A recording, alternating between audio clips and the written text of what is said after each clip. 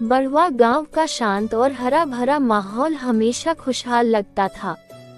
यहाँ के लोग मेहनती थे और पारिवारिक मूल्यों को बहुत मानते थे। इस गांव में एक परिवार था जो एकता की मिसाल के लिए पूरे गांव में मशहूर था। ये परिवार था सुमित्रा और उसके बेटे अर्जुन का। घर में पूरी तरह से सुमित्रा की ही चलती थी। सुमित्रा ने अपने बेटे के लिए सुंदर लड़की ढूंढने में बहुत समय लगाया था। प्रतिमा, जो पड़ोस के गांव से थी, पढ़ी लिखी और संस्कारी लड़की थी। सुमित्रा को यकीन था कि प्रतिमा उनके परिवार की शोभा बढ़ाएगी। सुमित्रा को प्रतिमा पहली ही नजर में पसंद आ गई थी। अर्जुन और प्रतिमा की शादी हो गई। शुरू में तो सुमित्रा प्रतिमा को बहुत पसंद करती थी। सास बहू सुबह की चाय और शाम की चाय भी एक साथ पीती थी और ढेर सारी बातें करती थी। शादी के बाद जैसा कि अक्सर होता है, समय के साथ सास बहू के बीच कुछ छोटी मोटी खटपट शुरू हो गई, क्योंकि सास को लगता था कि प्रतिमा ने आते ही मेरे बेटे को अपने रंग में रंग लिया है। शादी के कुछ महीने बाद एक सुबह की बात है। प्रतिमा ने सोचा कि वह सुमित्रा से पहले उठकर रसोई का काम शुरू कर देगी। उसने चाय बनाए और सबके लिए नाश्ता तैयार करने लगी। लेकिन सुमित्रा, जो हमेशा अपने तरीके से काम करती थी, उसने जब देखा कि प्रतिमा ने उनके बनाए नियमों से अलग कुछ किया है, उन्हें लगा जैसे प्रतिमा उनकी जगह लेने की कोशिश कर रही है, तो उन्हें गुस्सा आ गया। प्रतिमा, ये चाय कैसी बनाई है तुमने? और ये नाश्ता तो इस तरह से नहीं बनता। हमारे घर में हर चीज का एक तरीका है। तुम्हें 1 महीना हो गया है, लेकिन अभी तक तुम्हें समझ नहीं आया कि तुम्हारी पति को या तुम्हारी सास को क्या पसंद है। सुमित्रा ने थोड़ा सख्त लहजे में कहा। प्रतिमा ने विनम्रता से उत्तर दिया, माँ, मैंने सोचा कि मैं आपकी मदद कर दूंगी। अगर कुछ गलत हुआ है तो अगली बार ध्यान रखूंगी।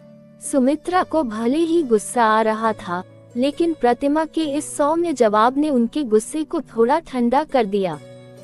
समय बीतता गया और सास बहू के बीच छोटे छोटे विवाद होते रहे। कभी खाने को लेकर, कभी घर की सफाई को लेकर, तो कभी अर्जुन पर ज्यादा ध्यान देने को लेकर। सुमित्रा को हमेशा लगता था कि प्रतिमा उनके बेटे को उनसे दूर कर रही है, जबकि प्रतिमा केवल अपने पति का साथ देने की कोशिश कर रही थी। एक दिन ऐसा हुआ कि अर्जुन ने सुमित्रा से कहा, माँ, प्रतिमा को थोड़ा समय दीजिए। वह नई है और धीरे धीरे सब कुछ सीख जाएगी। आप इतना गुस्सा क्यों करती हैं?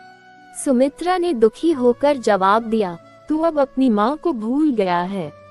अब तेरा सारा ध्यान सिर्फ अपनी पत्नी पर है।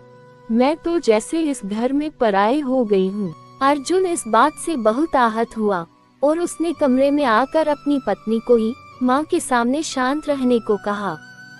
प्रतिमा को अर्जुन की बात समझ में आ गई कि सुमित्रा का गुस्सा और उनके कठोर शब्द केवल इस कारण है क्योंकि वह अपने बेटे को खोने का डर महसूस करती है। प्रतिमा ने ठान लिया कि वह सुमित्रा के दिल में अपनी जगह बनाएगी। एक दिन जब सुमित्रा रसोई में अकेली थी, तो प्रतिमा उनके पास गई और बोली, माँ, मुझे आपकी एक बात समझ में नहीं आती। आप इतनी अच्छी तरह से सब कुछ करती हैं। मैं आपसे बहुत कुछ सीखना चाहती हूँ। क्या आप मुझे भी अपनी तरह सब कुछ सिखा देंगी? सुमित्रा को ये सुनकर बहुत खुशी हुई। सुमित्रा ने पहली बार प्रतिमा के इस पहल को महसूस किया।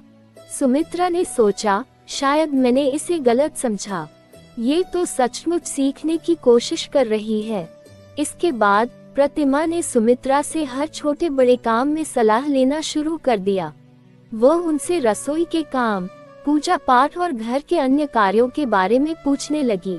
सुमित्रा ने भी प्रतिमा को अपनी बेटी की तरह समझना शुरू कर दिया। एक दिन जब गांव में होली का त्योहार था, सुमित्रा और प्रतिमा ने मिलकर पूरी तैयारी की।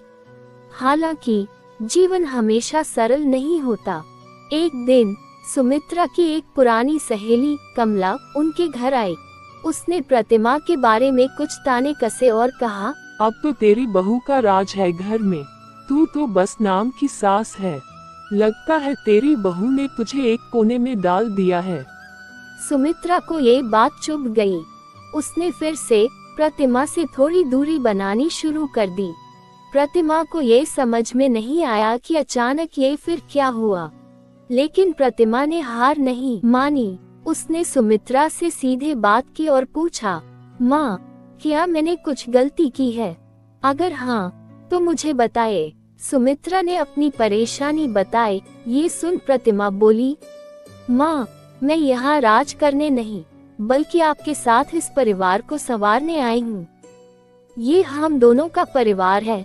क्या आपको अच्छा लगेगा कि मैं आपके बेटे का ध्यान न रखूं? इस तरह करने से तो हमारे परिवार में हमेशा कलह का माहौल रहेगा और अर्जुन अपने काम में भी ध्यान नहीं दे पाएंगे। और आप मेरे लिए माँ जैसी हैं और मेरा धर्म है आपका और अर्जुन का ध्यान रखना, ताकि हम तीनों खुश रह सके। माँ, मुझसे अगर कभी कोई गलती हो जाए तो मुझे डांटिए, लेकिन मुझे अपने से दूर मत करिए। प्रतिमा की इन बातों ने सुमित्रा का दिल जीत लिया। उन्होंने अपनी पुरानी सोच को त्याग दिया और बहू को बेटी की तरह अपनाने का निर्णय लिया। इस तरह सास बहू के बीच का रिश्ता धीरे धीरे और मजबूत होता गया। उनके बीच अब न केवल प्यार था बल्कि आपसी सम्मान और समझ भी थी। गांव के लोग इस परिवार को देखकर प्रेरणा लेने लगे। सास बहू का रिश्ता चाहे जितना भी पेचीदा हो, प्यार, समझदारी और आपसी संवाद से इसे मजबूत बनाया जा सकता है। दोस्तों, कहानी अच्छी लगी हो तो इसे लाइक करें, शेयर करें और चैनल को सब्सक्राइब जरूर करें। धन्यवाद।